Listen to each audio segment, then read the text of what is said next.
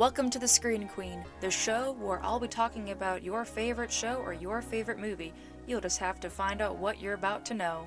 This is your Screen Queen, your host, Samantha Parrish. Hello there and welcome back to the show. This is your host on the East Coast, your lean, mean, movie talking machine, your Screen Queen, Samantha Parrish. I gotta say, this has been a absolute wonderful month of episodes to put out for the Screen Queen. I have thoroughly enjoyed taking a whole month to talk about my favorite movies and TV shows leading up to my birthday on the 26th. It's been a fantastic month to get to revisit some of my favorite movies and find a further appreciation for them. And I happen to think about this in preparation for this episode that we're about to approach the 1-year marker that the Screen Queen has been created. And it's been a wonderful time having this show to finally get a chance to talk about my favorite movies, TV shows, everything. But to think like a whole year is approaching that I've been doing this.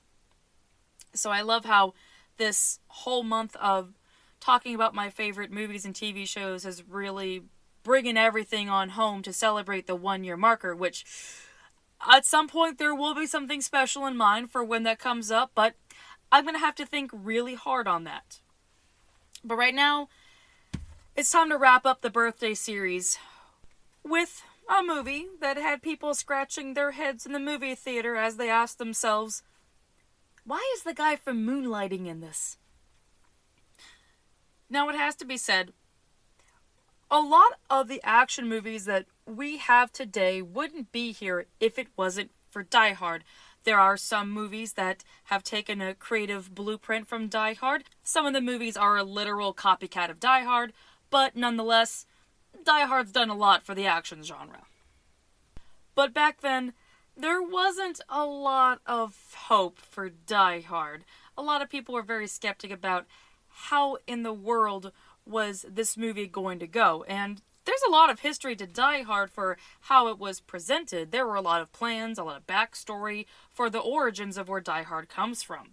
With the origins being rewritten and everything being put into play for how the cast was going to turn out, this was a movie that everyone was just writing on and hoping that it was going to go someplace, and sure enough that it did, but we're going to go back in time into 1988 to find out why people thought that Die Hard was probably just going to die not so hard. So make sure you got that fire hose tied around your waist tight, because we're about to jump off into this movie that started a whole new wave of action movies. Here we go. This is Die Hard.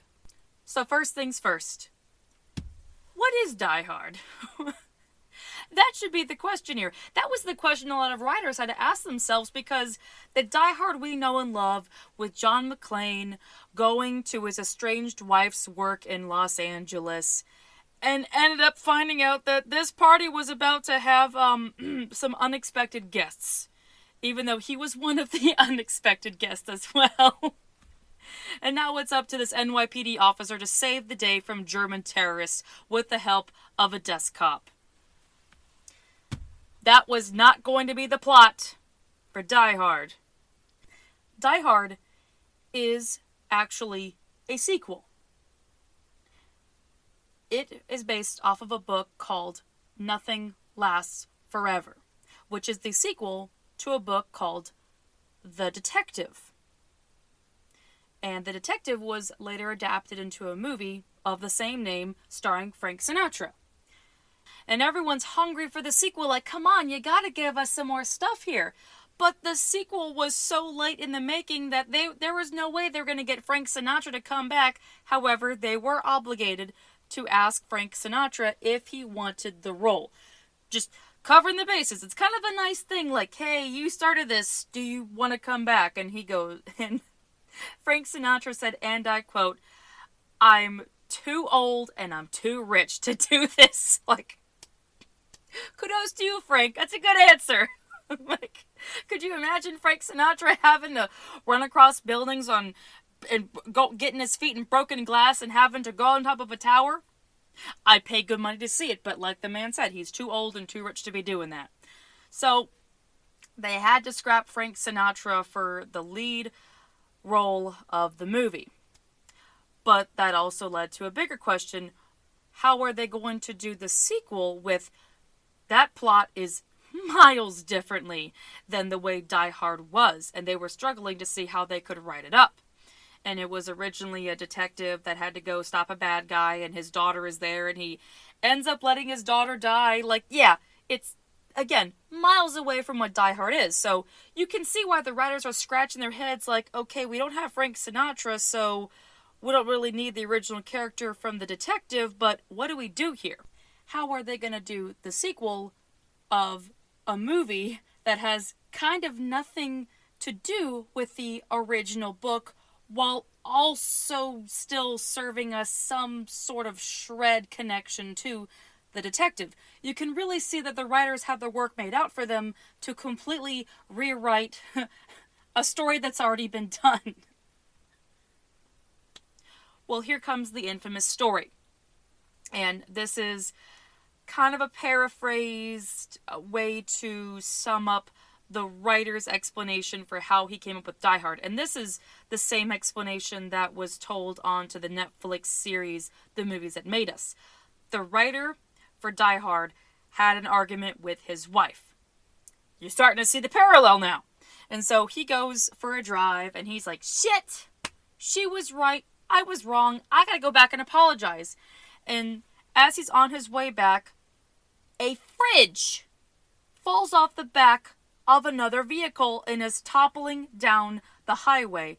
And everyone's going 60 to 70 miles per hour. Our writer is in the lane where the fridge is about to hit him, and he's like, oh my god, I'm gonna die before I can tell my wife I was sorry. He felt his life flash before his eyes, and miraculously, he was able to not get hit by the fridge. And then after he escaped death, he went back home, hugged his wife, said he was sorry, and then found out what Die Hard was supposed to be. It's not a man that is running for his life and ends up letting his daughter die. It's a guy that did not say, I love you and I'm sorry to his wife. And that became Die Hard. A fridge is the reason why we have Die Hard. Isn't that crazy? Now with the script on the way, the biggest question was, who's gonna be John McClane? And as I mentioned in the opening, people were not really on board with the guy they saw on Moonlighting playing the lead role. But there was a little bit of hope of Bruce Willis taking up the reins as John McClane. But they had to go through a list first before they wanted to go with a unknown movie actor. They tried everybody.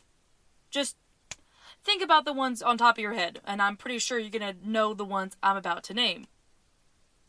Sylvester Stallone, Arnold Schwarzenegger. They even tried for Richard Gere, who wasn't really an action man, but they were like, well, there's hope. And also, too, Richard Gere is also solidified as a movie star, so they're like, well, he's already bankable in the movie, so it wouldn't be that bad of a gamble. But everyone said no. And then after they got Bruce Willis, they were like, well, let's hope that he does good, because at that point, Bruce Willis's movie career was not doing really good. The only thing going for him was Moonlighting and a one-time appearance on Miami Vice. Outside of TV, the movies he did were not that great. He did a film called Blind Date, and oh lord, didn't go well. The ratings were in the toilet. And Fox is looking at the team for Die Hard, and they're going, are you absolutely sure that you want to have this guy? And they're like, we paid $5 million for him. He's our guy. We want to give him a shot. We want an unknown actor. And they're like, all right, okay. Your movie's called Die Hard. You got some context clue about what's going to happen to your career if this is going to go bad.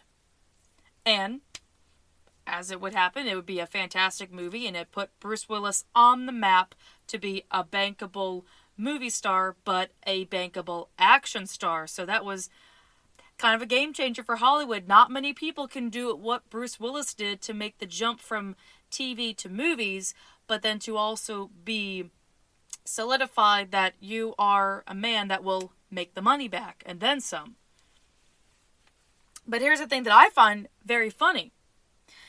The whole point of Die Hard is that it's John McClane going after the German terrorists that have Nakatomi Towers held hostage. Here's the funny thing. Bruce Willis is actually more German than his antagonist co-stars. Alan Rickman, who we all know and love and miss dearly, is British.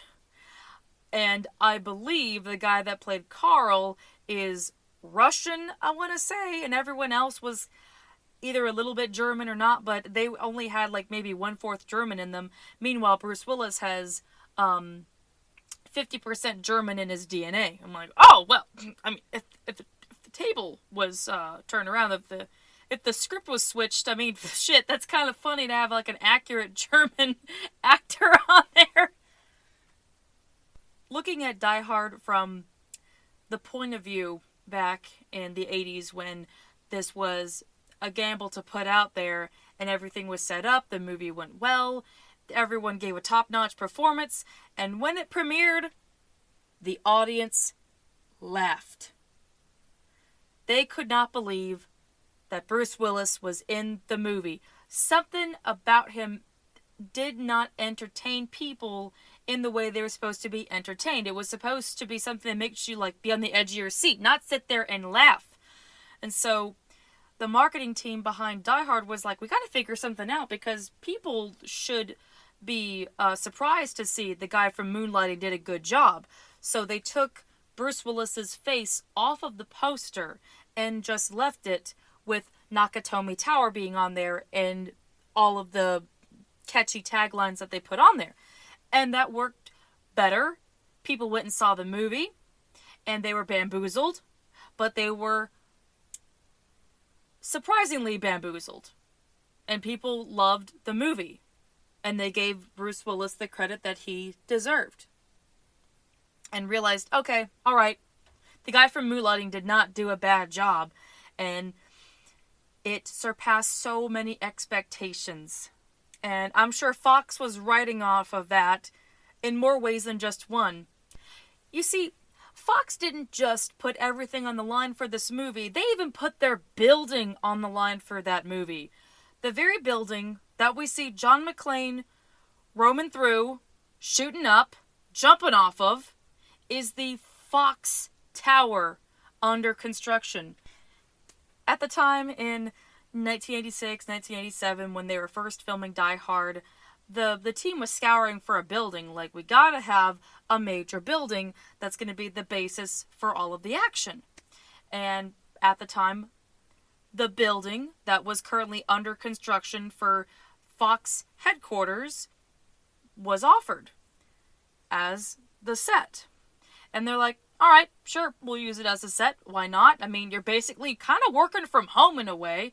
And if the team needed anything like legal information, the lawyers were on the floor. There was also people that were from Fox headquarters there. So it's not like they had to go across the state to be able to go to Fox headquarters. Everyone was in the building. The hard part is that everyone was in the building. Die Hard has so many explosions going on left and right, which made life pretty miserable for those lawyers in there. They're trying to do their work, and then meanwhile you're... I can't imagine these guys had a good time having to work while the movie was going on. I'm sure it had to be fun to work on, but if you're in a different department, I can imagine it's not too pleasant.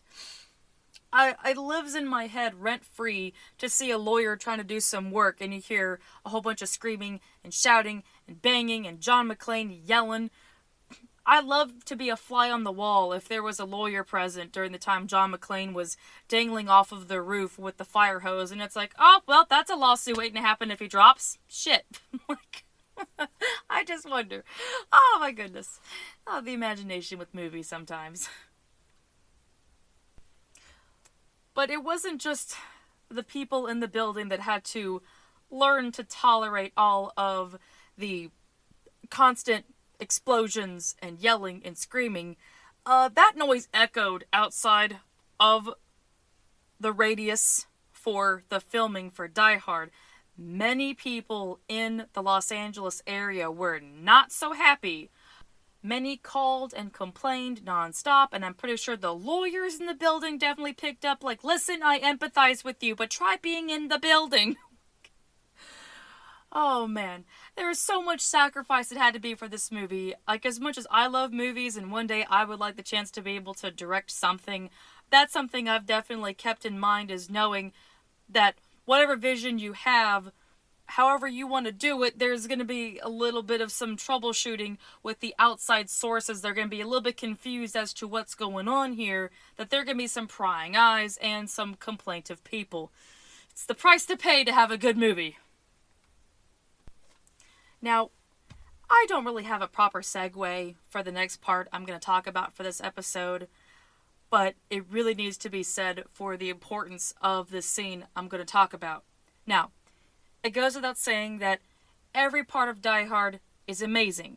You can't not love every single minute of Die Hard. That's what makes Die Hard so amazing. Except the scene I'm about to talk about does not get enough credit for how dangerous it was. The scene I'm going to describe to you is the part where John McClane just got the hostages off of the top of the tower, but his ass is still stuck at the top, and he has people firing at him. So what does John do? Well, John does what he does best. He's got to make a backup plan. Can't use the stairs, he's going to have to take the scenic route. So he ties a fire hose around his waist, and he jumps off the building. That scene was done without a stunt double. That is Bruce Willis tying a fire hose around his waist, and that's him jumping off the building. And they had to hope that that fire hose was tied tight, otherwise that man would have fallen to his death before Hans Gruber fell to his death. It's not talked about too much, and I learned about this through AMC's short-lived series called Story Notes.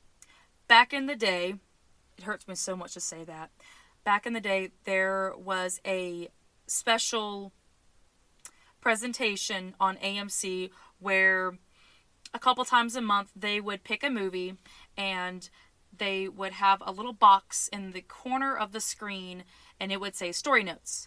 And while you're watching the movie, the box would expand and a bar would pop up and you would see a fun fact going along with the movie, whether they were talking about one of the actors, if there was something in the screen that the viewer needed to see because of its special significance, or to explain a scene coming up.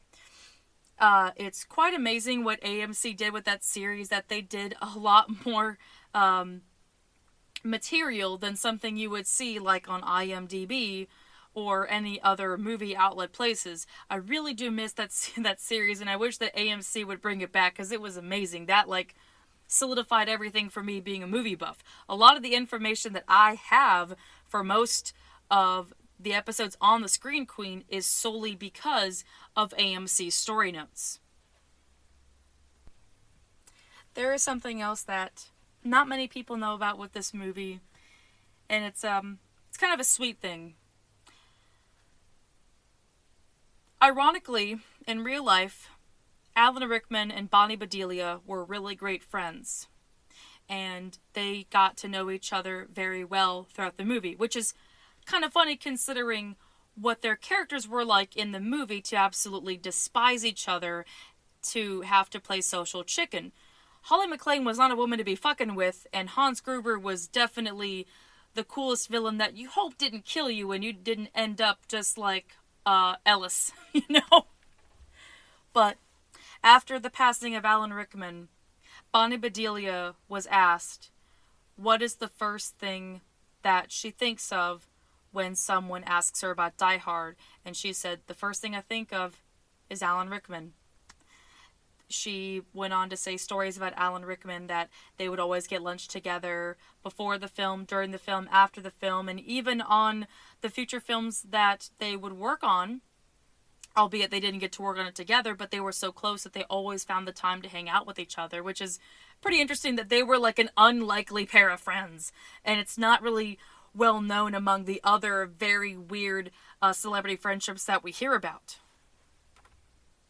But it is a shame that Alan Rickman passed away before he could really see what Die Hard would become in the future. He got to be present for a lot of the way Die Hard would venture into pop culture from the end of the 80s, going into the 90s, going into the new millennium. But then after his passing in 2016, I would have loved to have seen him on the Movies That Made Us and talk about his experience from going to a theater experience and jumping right into a film experience and shit. As much as Die Hard works with Bruce Willis as the role of John McClane, it also has to be said that you have to have a really good villain, and it needs to be played by someone that can really bring a sense of sophistication. It's a gritty movie. You're going to have a guy that doesn't like to get his hands dirty to get dirty work done. That brand of sharp Shakespearean theater acting that Alan Rickman did, and if you ever get the chance to see some of the theater work that Alan Rickman did, it's like, shit, no wonder he played Hans Gruber. I could just feel like the threat from coming off of the screen. And it's kind of an honor in a way that his first movie was Die Hard. And that set him on the track for his eventual career, going into some other various action movies, going into westerns, going into horror movies, and of course, Harry Potter. I can't not say it. It still threw me for a loop the first time I watched it when I was 12, and not knowing I was looking at Severus Snape the entire time because it was 12 years before he played in the movie. It was quite remarkable to see his beginnings. But speaking of beginnings, I'm going to bring this episode on home talking about my stories about Die Hard. Back when I was 12 years old, that was around the time I was getting into action movies. And I've talked a lot on the show about how I got into action movies because of my mom. She showed me the Rambo series, and she showed me Roadhouse. And in that time frame when I was 12, first she got me into Rambo, and she told me the story about Die Hard, and it still lives in my head of the way that she said it to me. She said, there's a guy named John McClane, he's looking for his wife, and he says this one word that you should never tell Nina. Nina is my grandmother.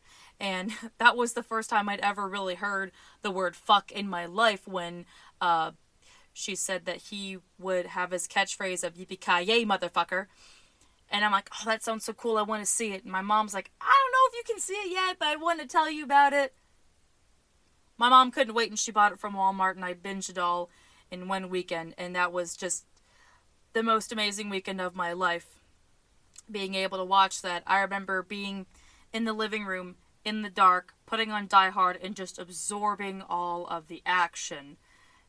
And looking at that time when I was 12, to go from Rambo and then going straight into Die Hard, it was like having this rite of passage into action movies by having two of the pinnacle parts of pop culture with two of the major movies that would eventually become the major movie loves of my life. And then the irony, years later, after I would watch Die Hard and continue to learn about it and have it a part of my collection, one day I found the Die Hard Christmas book, and I got my mother and her best friend on FaceTime, and I said, I have a little story for you. And I put my Christmas hat on, and I said, I have a story for you about John McClane. And I held up the Christmas book, and to watch my mom's jaw drop, to basically do to her what she did to me with getting to share the story about John McClane, I kind of got to have the experience for myself in a way. Even though my mom had already seen Die Hard, this would be like her getting to experience Die Hard for the first time, like I experienced Die Hard for the first time. My mom was laughing hysterically. I think her best friend almost peed her pants with the way they were laughing at the reading of Die Hard, because it's stylized like a children's book. So having to hear like gosh, I'm trying to think off the top of my head some of the stuff from the book. To what his wandering eyes would appear. Holy crap, there are terrorists here? Like, that's, whoever wrote that book, they are my hero for the way that they did that. And now, that has become a tradition since, what is it, 2019? Yeah, because before COVID. So, 2019, 2020, 21, 22, and then 23.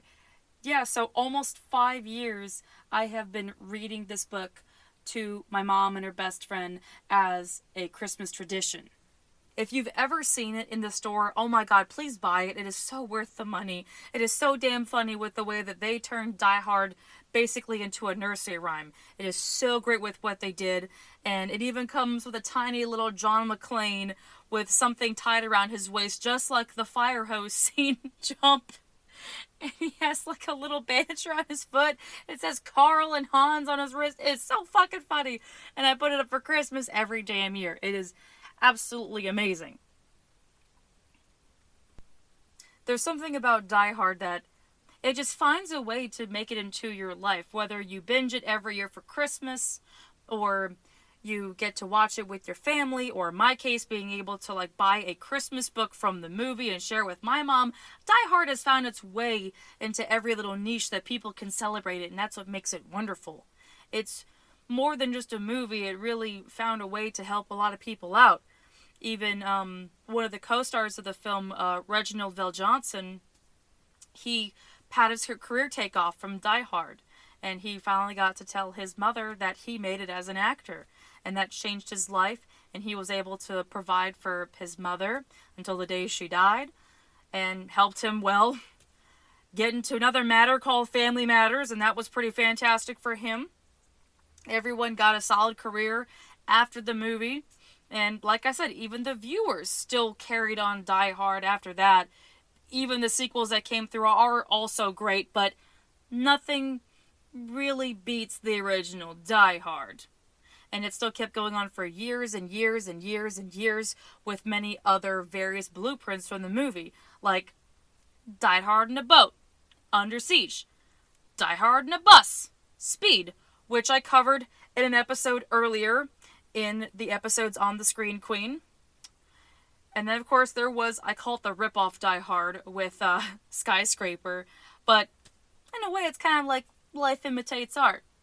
All roads lead back to Die Hard.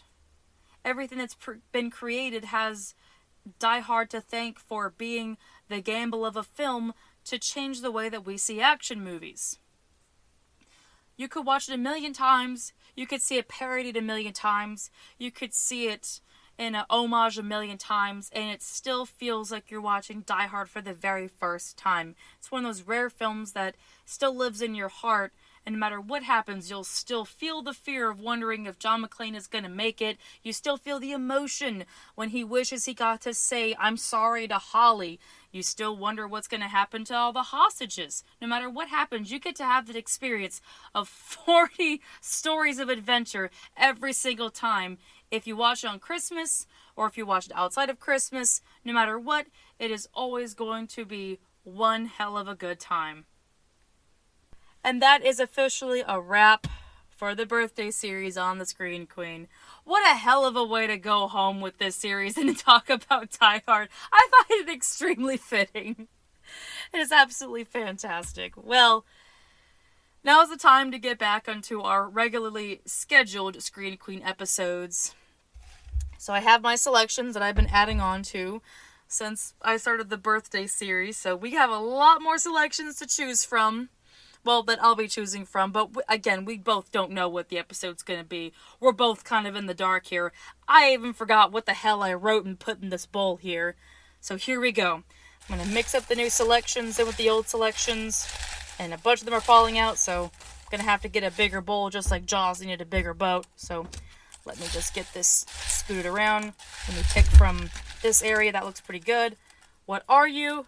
Get out of there. Come on. Oh, that's interesting. Neato Mosquito. Okie dokie. I don't mind having a bit of a wild card, especially since we just talked about one. Alrighty. Well, for the next episode on the Screen Queen is going to be Aelita Battle Angel. That'll be cool, man. We haven't covered an anime live action movie yet, so that's the first one. That's gonna be a cool time. Alrighty. Well, thank you so much for being here for the birthday series on the Screen Queen. And as always, thank you so much for being a mainstay of the show on the Screen Queen and supporting every single episode. I appreciate every single one of you out there that have taken the time to listen to this show. It means so much to me. It's been such a joy to create this show and get to share new material, old material, personal stories. It's a wonderful experience to share. But in between uploads, if you'd like to catch up with me, you can find me on my Instagram at the Queen of the Screen. If you want to shoot me a movie recommendation, you just want to talk about films, anything, I'm up for a good conversation. If you'd like to see some fun movie-related stuff I put up on TikTok, you can find me at the Mystical Space Switch. And if you would like to see the book series that I've created called Inglorious Inc., you can find it on my Amazon page, which is linked in the description box. Alrighty. As always, this is your lean, mean movie talking machine. This is your host, signing off. You guys take care now. And remember, yippee-ki-yay, motherfucker! Okay, bye-bye!